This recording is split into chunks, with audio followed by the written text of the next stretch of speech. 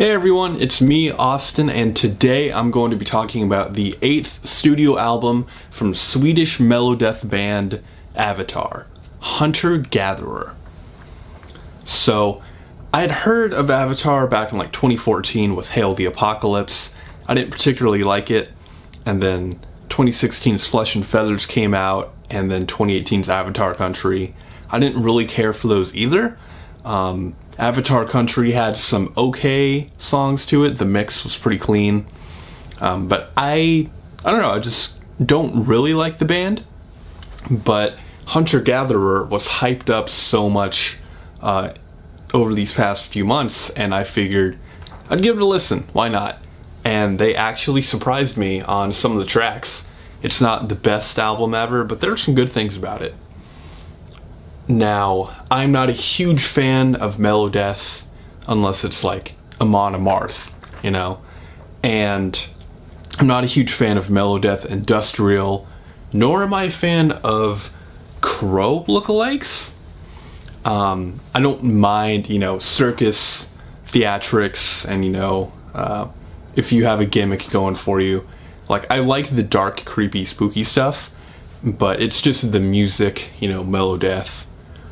Not into it. And there will be arguments made that Hunter-Gatherer is a genre-defying album, and it's not. It's a straight metal album. I mean, there's a ballad, Gun, in the album, but otherwise it is a straight metal album. And okay, the first track, Silence in the Age of Apes, is a great opener. It has a really nasty guitar solo, has some great riffs, has some good melodies to it. The vocals are really clean. I like them a lot. And it has a really anthemic chant to go along with it in the chorus that I really like. It was a really good addition to the song.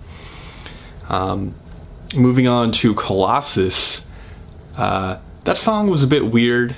I didn't particularly care for the vocals, nor the guitar, nor the drums. It's just kind of a weird song. And the music video to go along with it didn't really help matters either, just because it was such a weird video.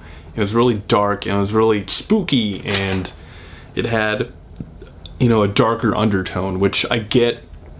That's what the band was trying to go for on this album, and they succeeded, definitely. But that song in particular was just meh. And then you move on to A Secret Door.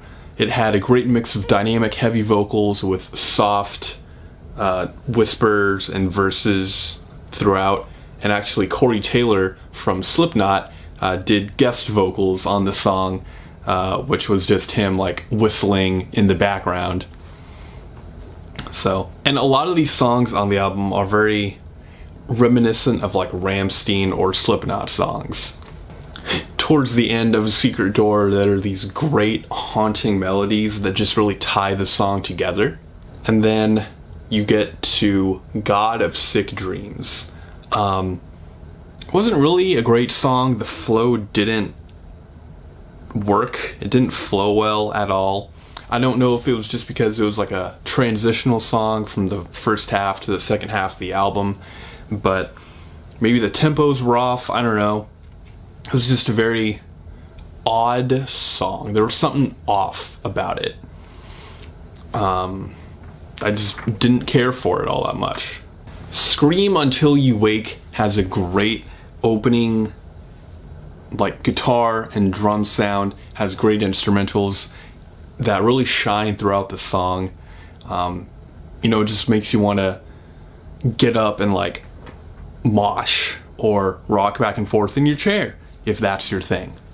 It has a very radio-friendly sound to it also, and it has this almost cinematic quality to the guitars and the monstrous drums. I mean, even though it's radio-friendly, you can definitely mosh to the beginning part of the song, and the instrumentals just really stick out on the song.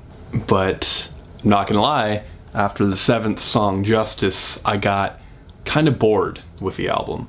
There's a ballad, Gun. The vocalist plays piano and, tells a story about like wartime, and it was sad, but meh.